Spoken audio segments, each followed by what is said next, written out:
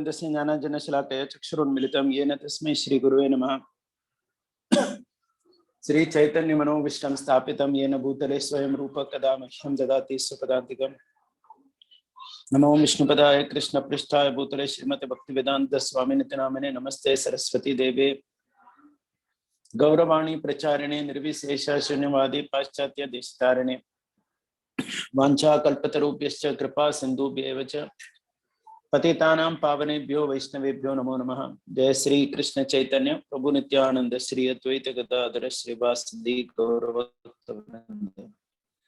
Hare Krishna Krishna Krishna Hare Hare, Hare Ram Ram Ram Hare Hare. Hare Krishna. So welcome everyone once again for our bi-weekly program. We have continued various themes of Bhagavad Gita and started chapter wise. And when I reached the 6th chapter, we decided to look a little bit into Patanjali Yoga Sutra. So this will continue for maybe 2-3 more weeks.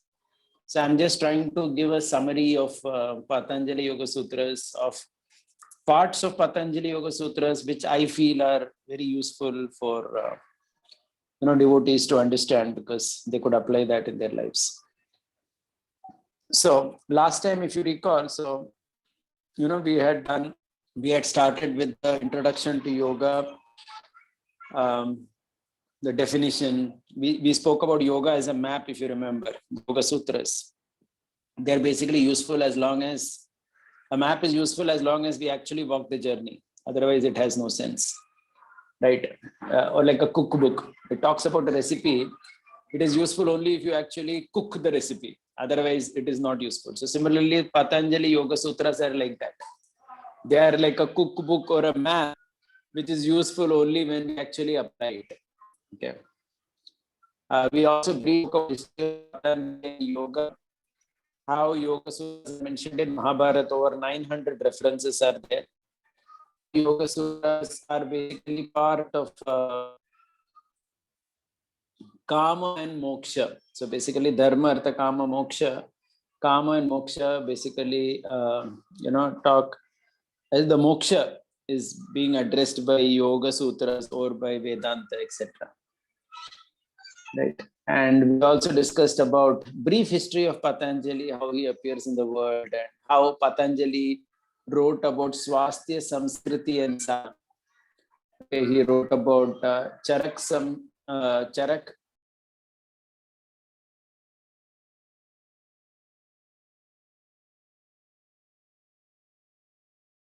We briefly saw about how Patanjali speaks about health, about Sanskriti, about sadhana, because all these three together, Swasthya, Samskriti, and sadhana, leads to samadhi. We also saw briefly about Sankhya and yoga, how Sankhya is a technical and gives a technical understanding, and yoga actually takes that ahead. And I think towards the end we came to Patanjali's brilliance, how he addresses the various 24 elements in terms of tapaswadhyaya, ishvara pranidhana, and how the Ashtanga yoga system, it covers all these domains of tapaswadhyaya and ishvara. Okay, so let's go ahead. So let's start with our today's topic. So today basically we are going to look at some aspects of Bahiranga Yoga. We will be looking at some verses from Gita as well, 6.3, 6.10 to 6.15, their explanation. So this is what we are going to do today, Bahiranga Yoga. So yoga is defined as Bahiranga and Antaranga, external and internal. So the overview of today's discussion. So we will start with one statement. It's an amazing statement. This is a statement which was made by B.K.S. Iyengar in his book on Yoga Sutra. But it has a very amazing backing of Bhagavad Gita as well as the Patanjali Yoga Sutras. He talks about life as a combination and conjunction of matter and spirit. So we will start with elaborating that statement. Then we will see the various parts of Bahiranga Yoga along with the connection to Bhagavad Gita verses. So this is a brief theme for today's discussion. Okay, so let's get started right away. So the first thing is, which I like to make is that this statement by B.K. Iyengar, which is a very famous statement in his book on Yoga Sutra. He says that life is a combination and conjunction of matter and spirit. Okay, so let's try to understand what is being said here. Combination and conjunction, because in one sense, if you look, matter and spirit are totally different. They are like oil and water. It is not clear how they can mix together. Matter and spirit are like oil and water. They don't mix together so easily. But he says life is actually a conjunction of both. Combination and conjunction. Combination means what? Combination means so they have combined, right? Because in our existence, the body and the Atma have basically combined, as in it's just one system that we are having. And what is common to both of them, because of which a combination is possible? The point that is common to both of them is both of them are energies of the Supreme Lord, right? So from Bhagavad Gita 7.4, 7.5, we know that matter is the energy of Krishna and Atma is the internal energy of Krishna. So because both are energies of Krishna, they have actually got combined. Okay. But even though they have combined, there is a conjunction. Conjunction means, so just like, we have dawn and dusk, right? So when the sun is rising or when the sun is setting, it is neither day nor night at that time. Or you could say it is both day and night. So at that conjunction, you clearly understand the difference between night and day. Correct. So that's what conjunction means. At a conjunction, you understand the difference between the two. So the body is also a conjunction. Body is the conjunction between the matter and the spirit. Our own body is actually the conjunction, the joining point between the matter and spirit. Okay. So just like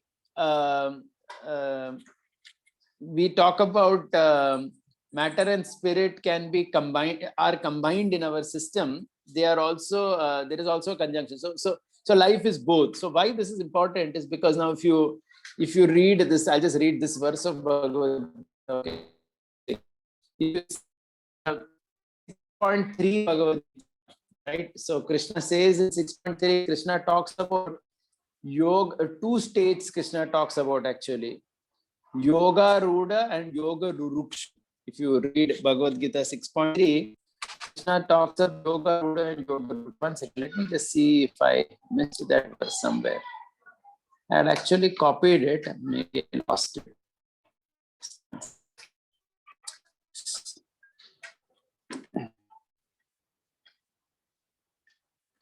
Okay, so there is this verse in Bhagavad Gita 6.3. If you read, Krishna talks about the initial stage. For the neophyte, Krishna says, work is the means. That is called Yoga Rurukshu. And for the advanced, Krishna says, cessation of work is the means. That is called Yoga Ruda. Right? So if you open Bhagavad Gita 6th chapter, you can see both these concepts defined. So Yoga Rurukshu means where work is the means. Work is the means that the combination of Atma and matter which is there, through which we are doing work in our conditional existence, that is the means towards success. And in the advanced stage, it is basically cessation of work because you withdraw. Okay, so that verse sometimes appears a little bit difficult verse for many people to understand. But if you see in that particular 6.3 Bhagavad Gita, you will see the explanation of this particular concept. Okay, so when we say combination, life is a combination. Basically, this means we see that unity in the diversity. So though Atma and the Sharira are different, they have now united. Okay, so because of that, we see everything from the perspective of this world. If you see, I have typed it out. Okay, so that's what Bahiranga Yoga is. It is of this world. That means it belongs to this world. Okay, so in fact, whatever we have discussed till now in terms of Nishkama Karma Yoga, everything, that also comes here only actually. Because as Krishna says in 6.3, work is the means. That means in your conditional state of existence, you can't just deny the body. The body is there. You have to accept that the body exists. And working through the via medium of body, you move towards success. Okay, so now there is one very interesting point we can also note, that nowhere, if you see carefully, nowhere the Shastra very too much it says that you are not the body. So I repeat my sentence again. This word Atma is used in Shastras for body, for mind, for Atma, for everything, right? In different contexts. And you will see the Shastra condemning Dehatma Buddhi. Dehatma Buddhi means to think oneself as only the body. But at the same time, the Shastra doesn't say that you are not the body, as in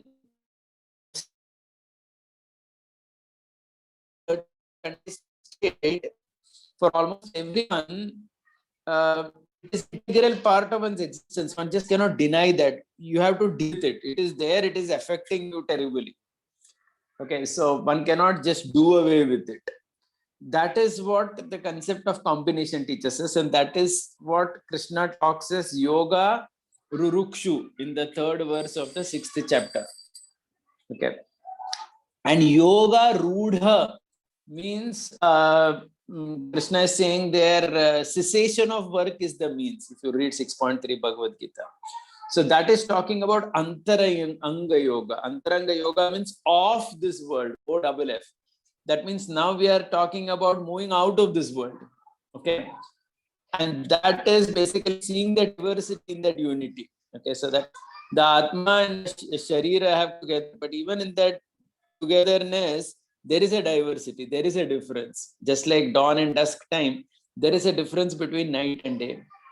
Okay. So the final 3 stages of Dharana, Dhyana, Samadhi. Actually, I put Dharana also in the above. I think that was a mistake. No, sorry.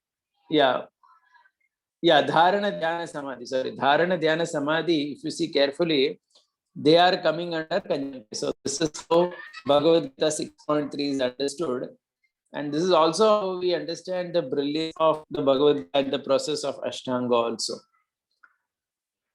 Okay, moving ahead. We're going to talk briefly about each of these aspects of Bahiranga Yoga. So there are 5 aspects of Bahiranga Yoga. We will address each of them very Bhagavad Gita. So the 5 aspects of Bahiranga Yoga are Yama, Niyama, Asana, Pranayama, and Pratyahara. Okay. So that comes at Antara Yoga. So these 5 are Bahiranga Yoga. So what are these? So let's look at English definitions and then let's go into each of them. Yama means regulations. Okay, that means basically don'ts, what you must not do. Niyama means rules that one must do. Okay, so Yama is the don'ts and Niyama is the do's. Asana is, of course, posture practice. Pranayama is breath control, and Pratyahara is sense withdrawal. Okay, so the purpose of Yama is what we have written there as social detox. Social detox means, I hope everyone understands the word detox, detoxification. So perhaps doctors understand it well. Harshalarita Mataji said she would understand what is detox from a very medical perspective. But, for most of us laymen, it is basically purging out certain unnecessary things. Okay.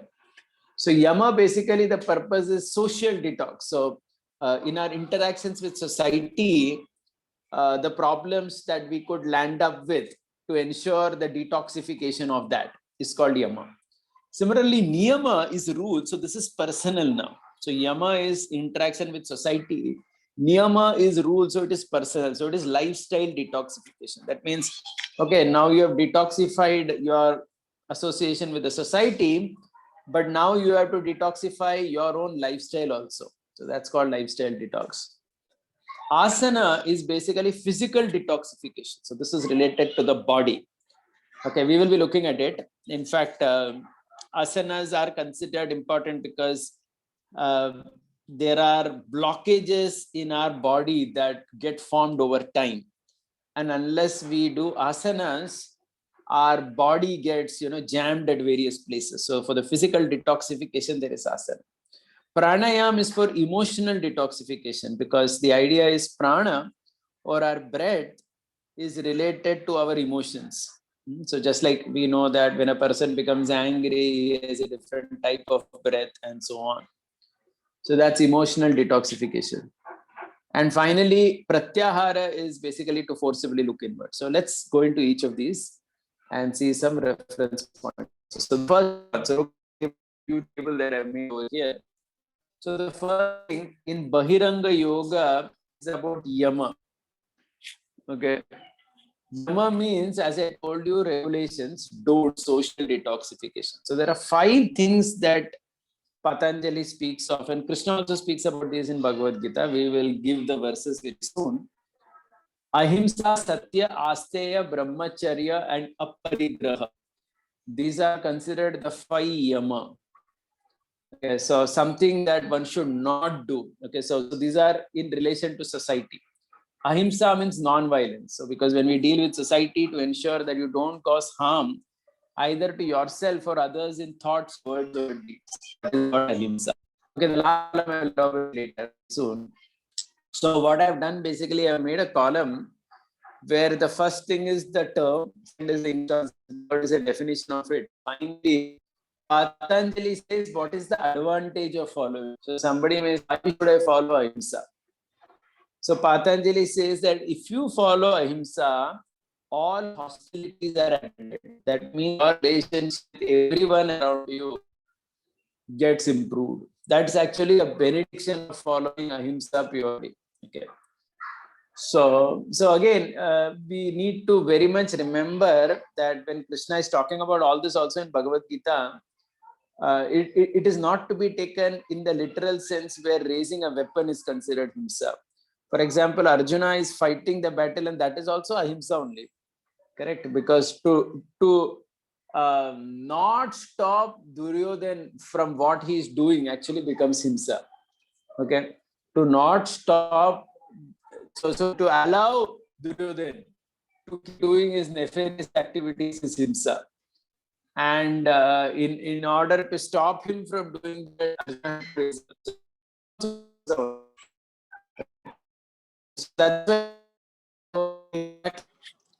so I was saying that there are these 5 principles of yama: ahimsa, satya, asteya, brahmacharya, and aparigraha.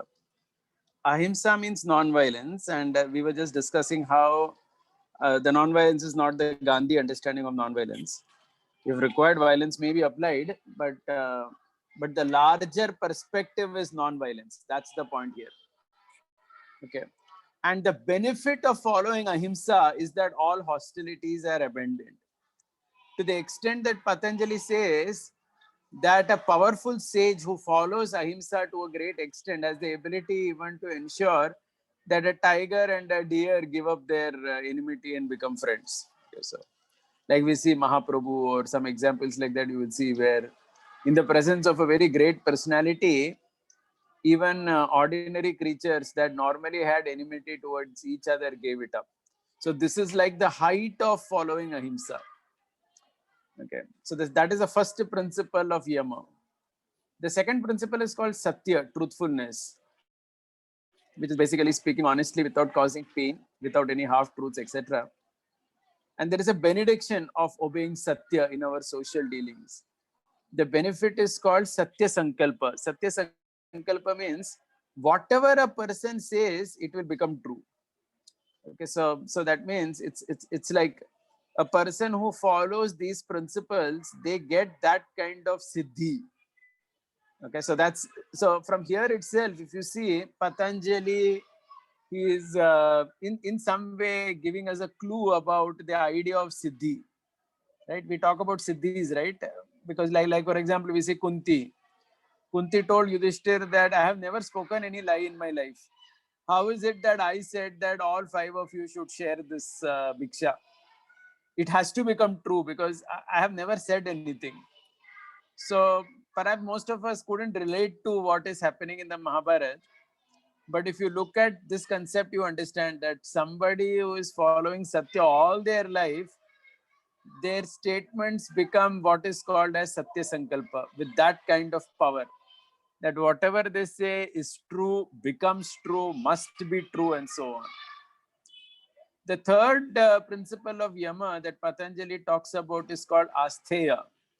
Astheya literally means not stealing, not taking somebody else's things.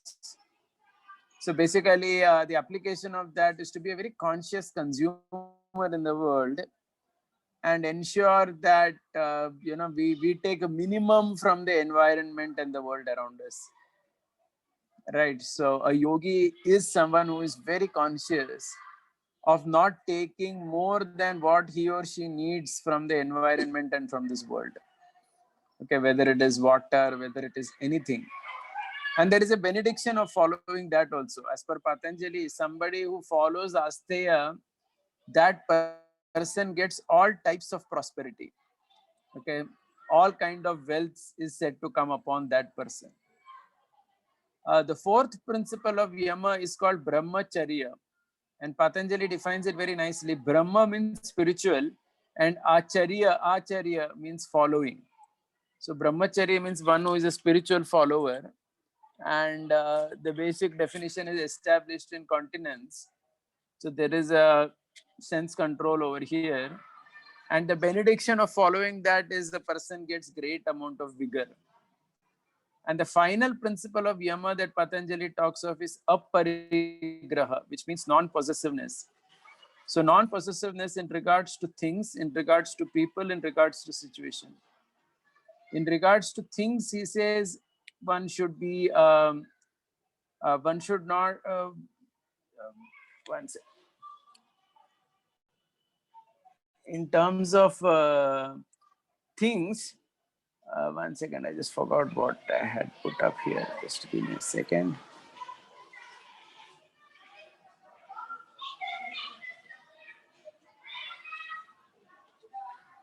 Yeah, in terms of things, one looks at oneself more as a custodian. In terms of people, one looks at them with affection, not attachment. And in situations, one doesn't try to micromanage, but tries to surrender and accept whatever situations come. So that means non-possessiveness. That means not really thinking that I own things, I own people, I control situations. So these are considered principles of Yama in our social dealings with Patanjali encourages everyone. And the blessing given is that if somebody follows aparigraha, then one obtains knowledge of the hows and whys of one's birth in this world. I mean, one actually starts understanding how and why one is getting caught up in this world. Because of being non-possessive, one goes beyond that. So in this way, Patanjali talks about the 5 principles.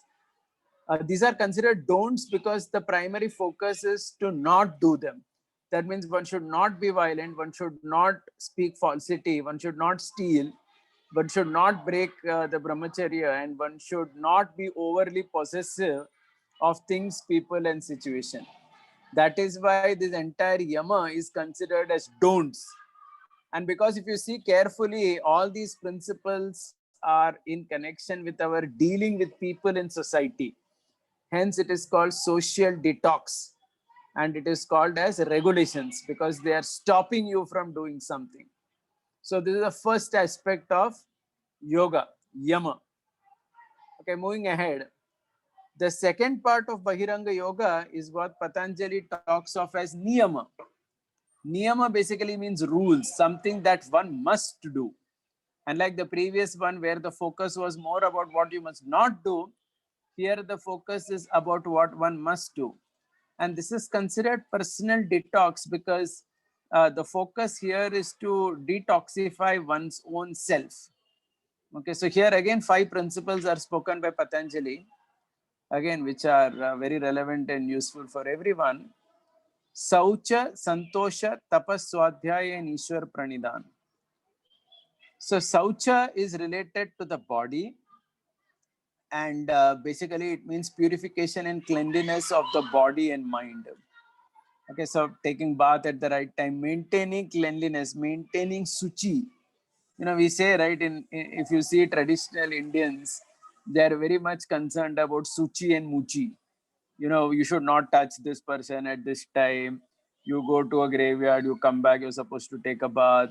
You go to a crematorium, sorry, you come back, take a bath, or, the 3 days when the lady is in her periods, then you don't touch, or she doesn't do some things. So if you see carefully, Saucha is something which is very integrated in Indian lifestyle. So to follow that, okay, so the benediction, so Patanjali gives an amazing benediction actually.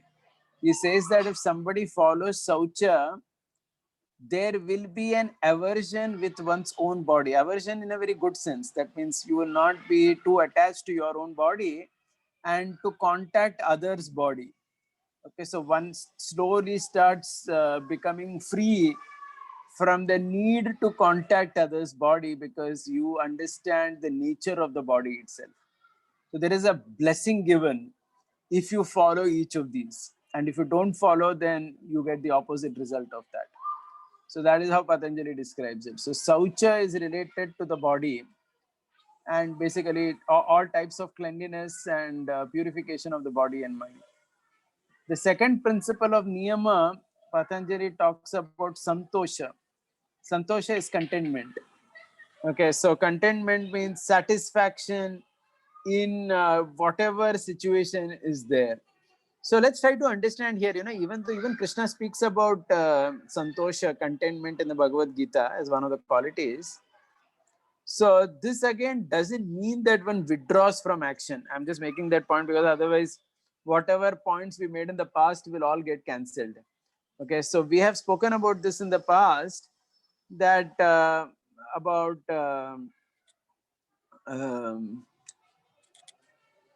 the need to be active in this world. So when we hear about contentment, it doesn't mean that we withdraw. What it means is there is action, but because the action is in the mode of Nishkama Karma Yoga, one is contented with whatever one gets.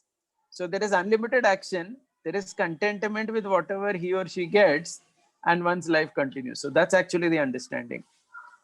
So the santosha or contentment is related to our emotions and prana. So just like saucha is related to the body, contentment is related to our emotions or prana. Okay, so the benediction is that joy is attained. So somebody who is contented is always very happy. And you see that also in Bhagavad Gita also Krishna talks about in 14.6. And you see that practically as well. A contented person is very happy. The third aspect of niyama must do is tapaha. Tapaha basically means, to do some kind of austerity. Okay, so basically he talks about fasting. He talks about fasting only mainly they talk about actually, which is basically a fasting which is recommended to rise above the comfort zone, to push our own boundaries and limits. And it seems there is a benediction also. If you do some kind of physical tapasya, the impurities of your body and mind are destroyed. So there is a benediction to it. Okay, so if somebody obeys Ekadashi fast, etc., the impurity of the body and mind get destroyed by that. So there is a blessing with each. There is a benediction with each. The fourth must-do rule is called Swadhyaya. So Swadhyaya is basically related to our intelligence. And Swadhyaya is defined as an introspective analysis of the self. Okay, so Swadhyaya is, right, so hearing classes, reading books, all this stuff that we do is basically Swadhyaya. And the benediction of Swadhyaya is that one's communion or one's relationship with one's deity, the form of the Lord, starts to build. And the final niyama or rule is Ishvara Pranidhana, which basically means surrender to Ishvara, meditative surrender to Ishvara, which basically affects our ego and our consciousness. And the benediction is that one enters a state of samadhi. So in this way, there are these 5 niyamas, must do's, which is considered a personal detox. So basically by doing this, in our own personal life, there is a detoxification that happens. Like the previous was about society, this is about ourselves, right? Now, if you see, Patanjali also introduces a very interesting concept here called as Pratipaksha Bhavam. Pratipaksha Bhavam means Patanjali says that whenever you're trying to follow any of these yama or niyama, if a negative thought enters your mind, then you act in the opposite way. So he says that one has to do that. One has to act counterintuitive. So he says, suppose you are feeling like, giving gali to someone, you want to shout at somebody. Instead of doing that, you try to, speak positive. So go against that nature at that time and do it. This is what the solution that he gives in yoga. Okay. It seems perhaps a little difficult. Someone may wonder, how can I do that? But if you see clearly, that is something that that's the only hope that a person has. Otherwise, he just keeps getting caught up in the same mistake again and again. So he says for every negative thing, he talks about this concept of pratipaksha bhava, where instead of continuing that negativity, act positively. Do the exact opposite of what the mind tells you. Okay, so if somebody, for example, he says if somebody wants to, somebody is depressed, and the mind says that go into loneliness, pratipaksha bhava means do exact opposite. You go and mix with people. Okay, so he says this is actually the solution for a depressed mind. Instead of trying to go into loneliness, be with people, because when you are with people, then your loneliness gets addressed, your depression gets addressed. So pratipaksha bhava, counterintuitive. So whenever you feel like breaking any of the yama or niyama, try to act in the opposite way. And he says that over a period of time, it will become easy. Okay, now I've just put some verses from Bhagavad Gita where Krishna speaks about yama, niyama. If you see these verses 6.10, 14, 16, 17. The transcendentalist should always engage his body, mind, and self in relation with the Supreme. He should live alone in a secluded place, control his mind. He should be free from desires and free feelings of possessiveness. These are concepts which you just read from Yama, Apparigraha, etc. Thus, which an unagitated, subdued mind devoid of fear, completely free from sex life, one should meditate on me within the heart and make me the ultimate goal of life. There is no possibility of once becoming yogi or Arjuna if one eats too much or eats too little, sleeps too much, or does not sleep enough. He who is regulated in his habits of eating, sleeping, recreation, and work can mitigate all material pains by practicing yoga system. If you see all these verses in Bhagavad Gita, Krishna is talking about yama, niyama only, the do's and don'ts. Right. We'll go to the next one, that is actually asana. Again, this is asanas. The basic purpose of asanas, as I told you earlier, is the blockages of energy in the body to ensure that you are freed from that. So just like, everything is related to that. Even previously, when we were talking about fasting, it is said that our digestive system also has blockages. So fasting actually removes the blockage. The idea is that all types of blockages, whether in our body, mind, ego, intelligence, or ahankar, have to be removed. Only then a person becomes a yogi. So that is how the Yoga Sutras are defined.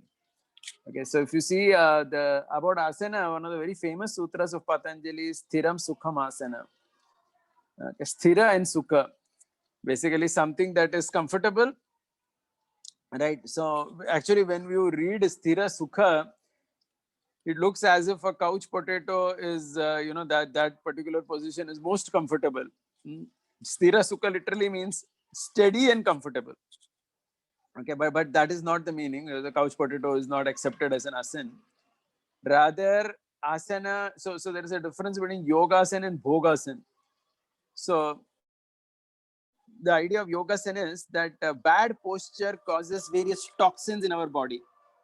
Okay, so any bad posture, it is said to have toxins in our body. Like we have that Prabhupada's Japa lecture. I'm sure all of us have heard that. In the middle of it, Prabhupada says, sit properly. And I'm sure everyone has heard that. The idea is that when you're not sitting properly, toxins get accumulated in the body. And blockages in the body result in blockages in your mind. So that's what we were saying earlier also. In our current state of existence, our body and the Atma, they are combined. So one cannot say that whatever happens in my body doesn't affect my mind. No, it does affect. So sthira basically means feeling of firmness, endurance. Okay. And there is another sutra of Patanjali where he says, by lessening the natural tendencies for restlessness. So the body tends to be restless, and asana is said to lessen that tendency of restlessness. And thus it will help you being absorbed in the infinite.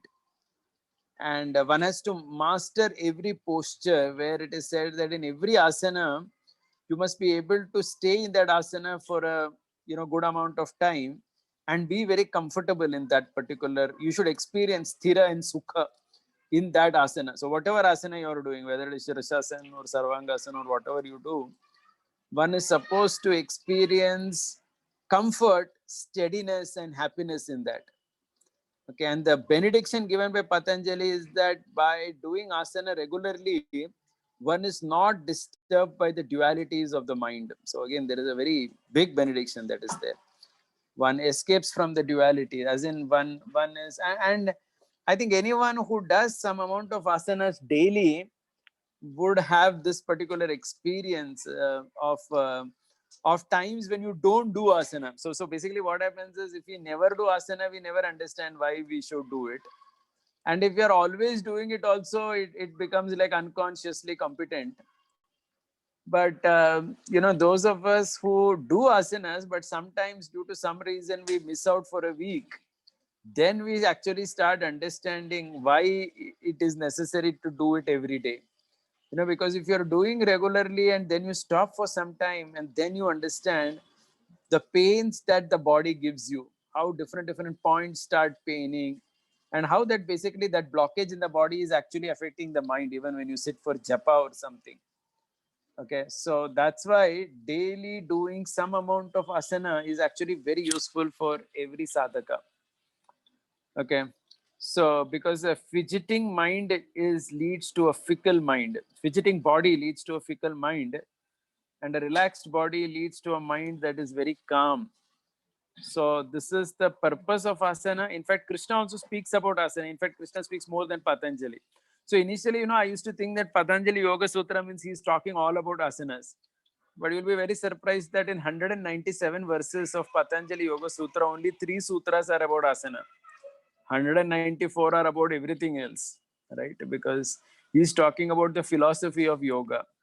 So asanas are in other books actually. There are books called Hatha Yoga, Pradipika and all that, where there are other asanas given.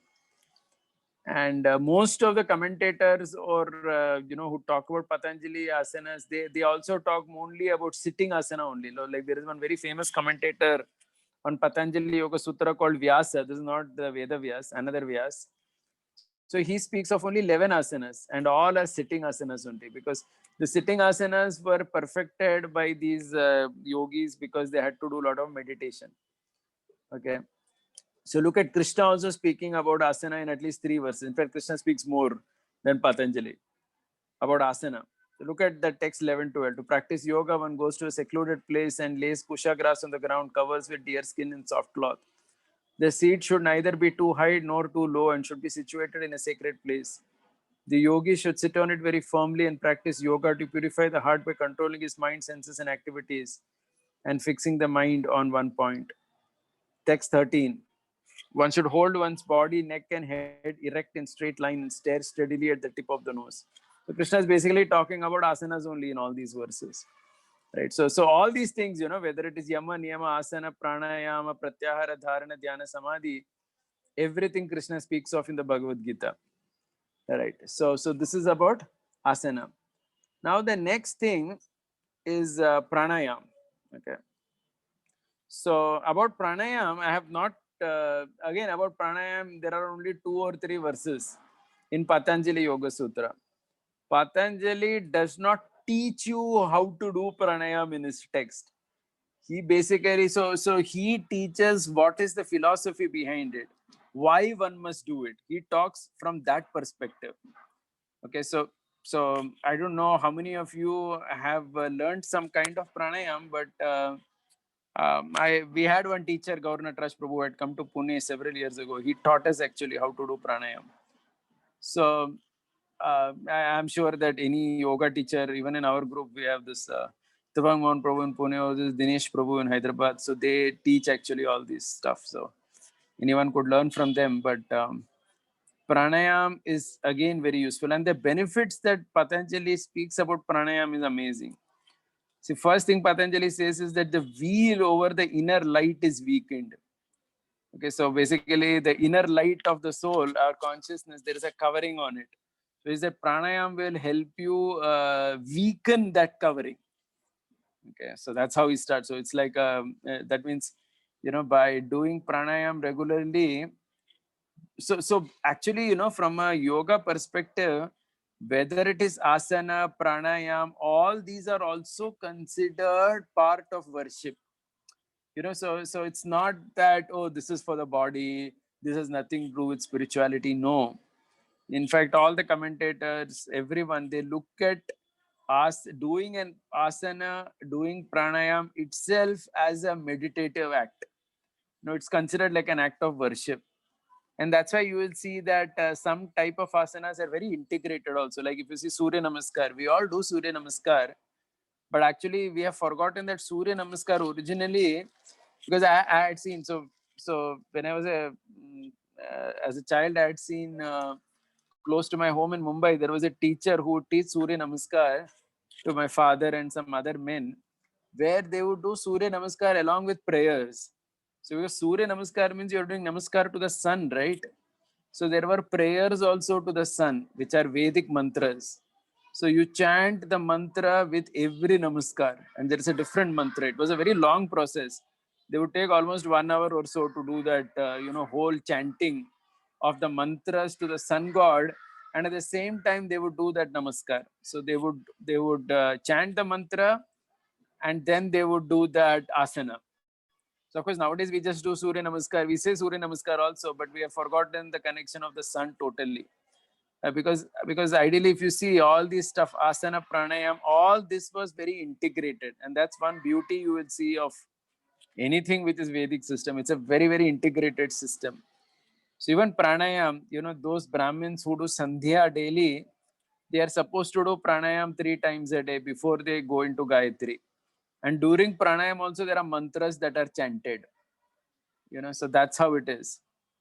And the benefits of pranayam in general are spoken by Patanjali. As I told you, one is the wheel over the inner mind is weakened. The second he says is that the mind becomes fit for meditation and concentration. And this you can actually see. If you do pranayam for some time, and then later you try to chant some mantra, your ability to concentrate improves tangibly. Another thing Patanjali says is it alters your psychological state and related bodily functions, because our prana is related to our emotion, right? And that is related to certain bodily functions that actually happen. Pranayam also is said to help you delay the process of aging. Because there is a concept that talks about how our life is in terms of breath. So by slowing down the breathing process, you actually extend your life. And finally, it is said pranayam allows a person, the energy required by a yogi becomes very less. So he requires very less energy to do his routine things. And the example is given of Dhruva Maharaj. You see, Dhruva Maharaj, that, because he did pranayam to such a perfect extent, he did not even need food later. Because so that's how it is described, about the advantages of pranayam, where the yogi basically he 1 second. Yeah, the yogi doesn't even require his the breathing process itself is very much controlled. Okay, so in fact there are many wonderful things about this pranayam. So one thing that our teacher had taught us about how we all know, there are these two nostrils, right, which are called Ida and Pingala.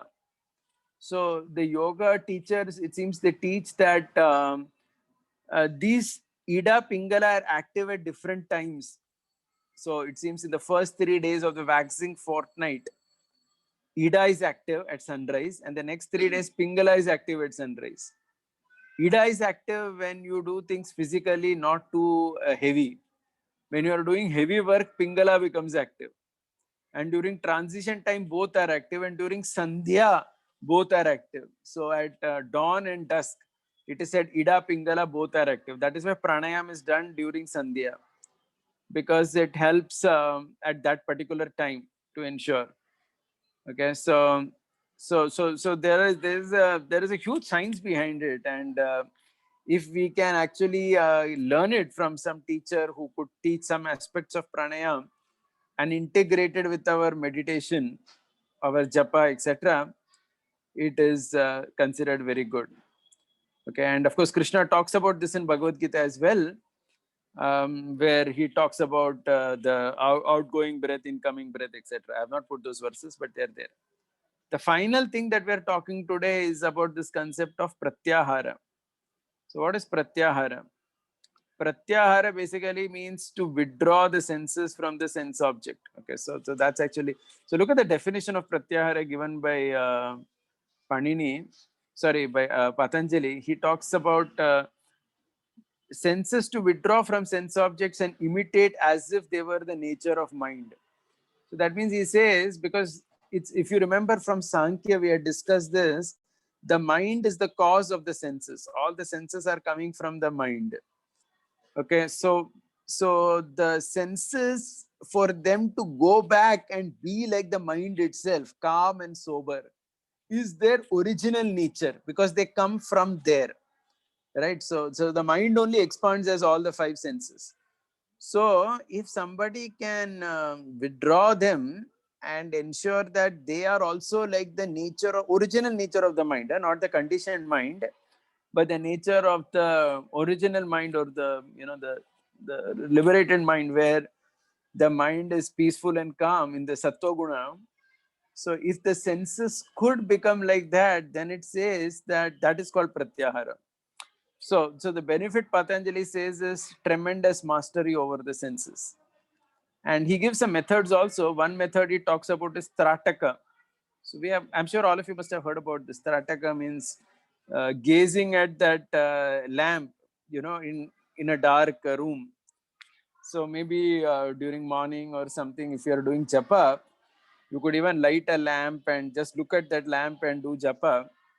So japa is also accomplished, Strataka is also accomplished. Yeah, after offing all the light. And japa itself is also a method of pratyahara, because one is supposed to withdraw all the senses during japa. It's a different question that many times we don't do japa like that.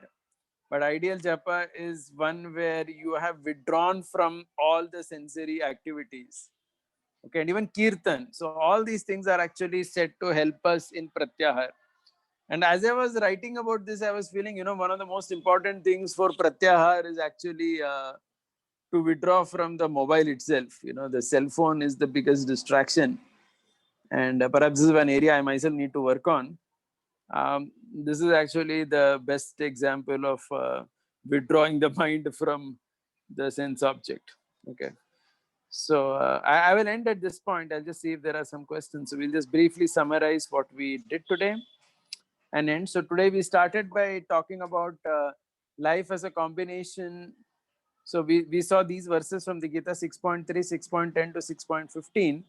Life as a combination and conjunction of matter and spirit. I said that how life is a combination, and hence because it is a combination, we have to do things of the world. So Nishkama Karma Yoga, which we have discussed, even all the Bahiranga Yoga, they come under combination. Conjunction means to see the diversity, to go off the world, which is Antaranga Yoga, Dharana, Dhyana, Samadhi. We'll talk about that next time.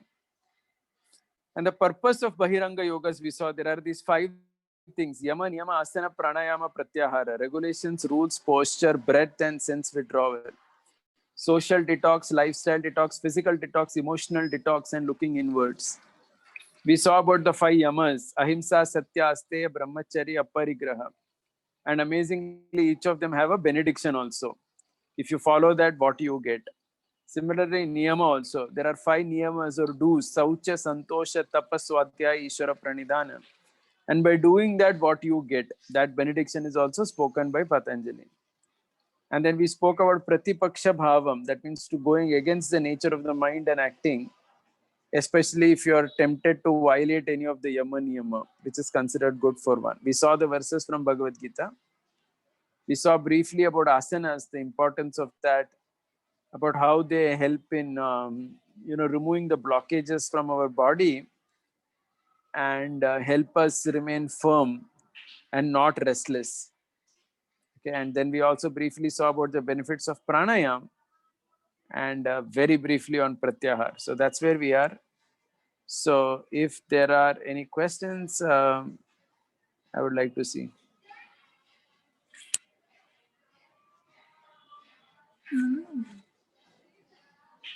Anybody with any question? This was a little technical. So of course, maybe there's not any question. Okay, Damodar Ashtakam Prabhu, please go ahead.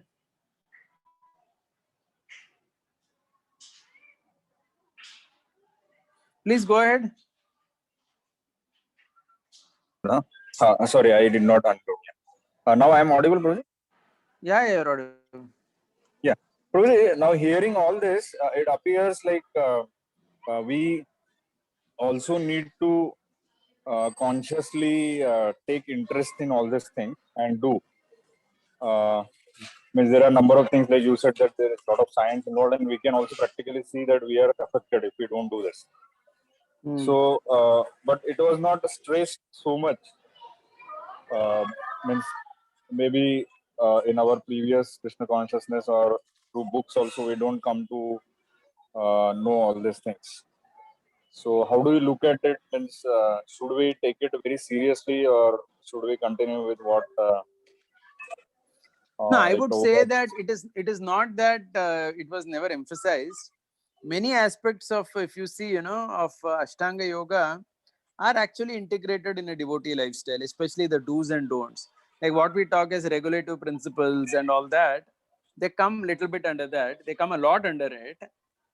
Even this, the concept of dharana, dhyana, samadhi and all, if you see, Mahaprabhu was in samadhi only, right? He was basically in bhava samadhi. He was in samadhi means where we'll talk about samadhi next time, dharana, dhyana, samadhi. If you read Brihad Bhagavatamrita, it is all about samadhi only actually. If you read Bhagavatam also, so many stories of devotees following the yogic process. Like if you see Dhruva Maharaj, we spoke about Dhruva, right? What did Dhruva do basically? He perfected the pranayam to such an extent that the whole universal prana only stopped. Oh, pranayam ka perfection hai Dhruva Maharaj. I mean, nobody could beat Dhruva in pranayam. But then what happens is, when we read those things, we don't think that I am also supposed to do pranayam little bit. So these are actually, I mean, the only thing that we are talking of is asana and pranayam. So asana and pranayam, if you see carefully now, see, if you don't do something for your own body and this breath thing, there are problems actually. I mean, so it's like, the body becomes very stiff, so you understand what is stiffness in a body. When you don't do yoga means the asana, stiffness aa jata hai ek body mein. On the other hand, when you do the asana regularly, the body tends to be very very soft, and it doesn't give pain at different points. None of the body parts should pain actually.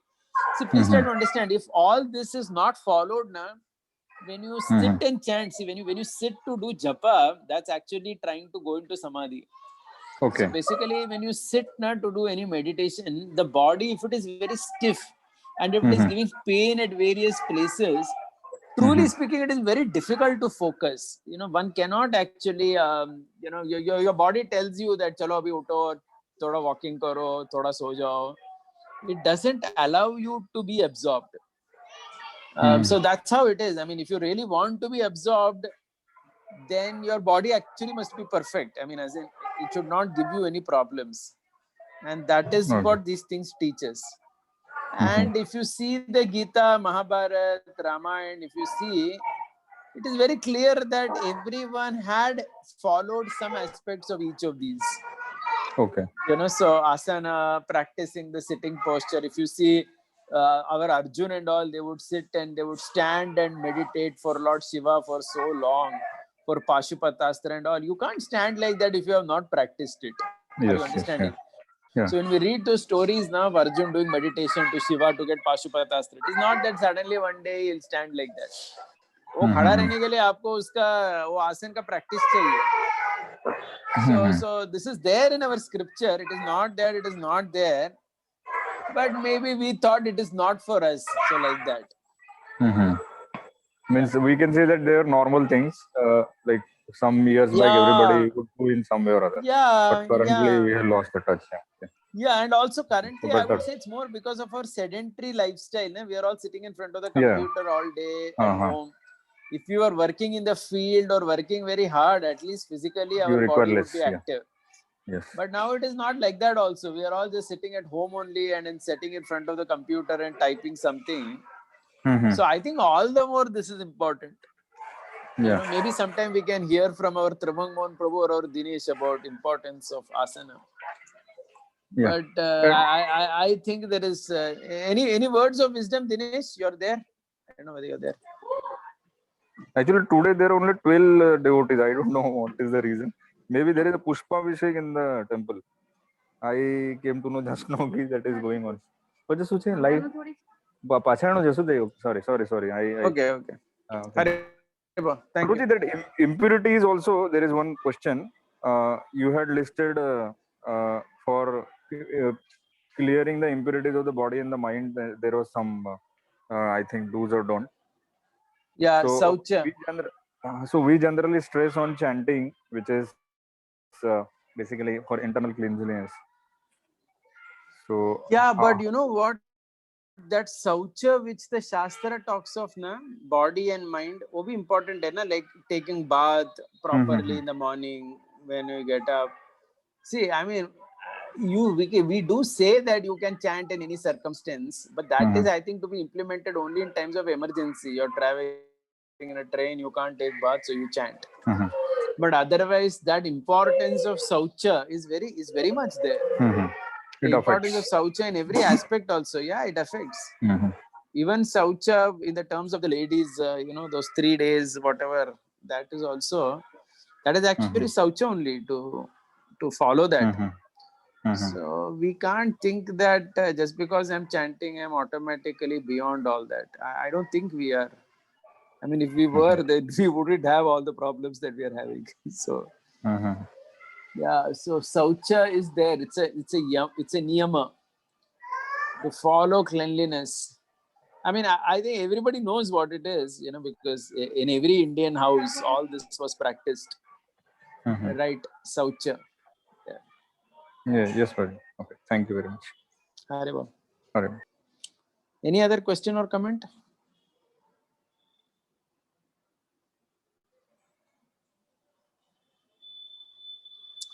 Okay. Hare Krishna. Thank you all very much. We'll end the class here. Srila Prabhupada ki jai.